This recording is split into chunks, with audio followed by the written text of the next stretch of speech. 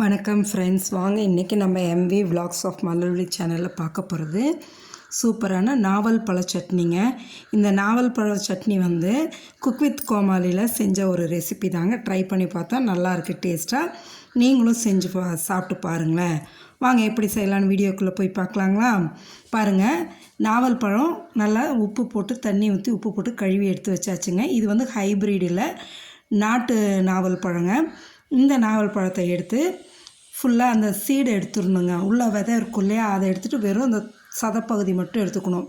பாருங்கள், நான் எடுத்து வச்சுருக்கேன் பாருங்கள் விதையெல்லாம். இந்த விதையை வேஸ்ட் பண்ண வேண்டாங்க. நல்லா காய வச்சு பவுட்ரு பண்ணி எடுத்துட்டோம்னா சுகர் பேஷண்ட்ஸ்க்கெல்லாம் பவுட்ரு கொடுத்தா உடம்புக்கு நல்லது. அதை இந்த இது தனியாக எடுத்து வச்சுருங்க. இந்த சீடு நாவல் பழக்கொட்டையை தனியாக எடுத்து வச்சுட்டு இந்த நாவல் பழ சதையெல்லாம் எடுத்து வச்சுருக்கோம் இல்லைங்களா, அதோட 2 பச்சை மிளகாயும், ஒரு துண்டு இஞ்சி, ஒரு துண்டு புளி சின்னது அளவுக்கு வச்சுட்டா போதுங்க. வதக்கெல்லாம் வேண்டியதில் அப்படியே அரைக்க வேண்டியதுதாங்க. மிக்ஸி ஜாரில் போட்டு இதுக்கு தேவையான அளவு உப்பு போட்டு அரைச்சிக்கலாங்க. இதில் இன்னொன்று என்னென்னா, ஒரு பத்தை தேங்காய் சேர்த்துட்டோம்னா நல்லாயிருக்குங்க. ஒரு 2 ஸ்பூன் தேங்காய் துருவல் சேர்த்தோம்னா ரொம்ப டேஸ்ட் நல்லாயிருக்கும். எங்கள் வீட்டில் தேங்காய் அதிகமாக சேர்த்திக்க மாட்டோம், அதனால் நான் தேங்காய் போடல. நீங்கள் தேங்காய் போட்டு செஞ்சு பாருங்கள்.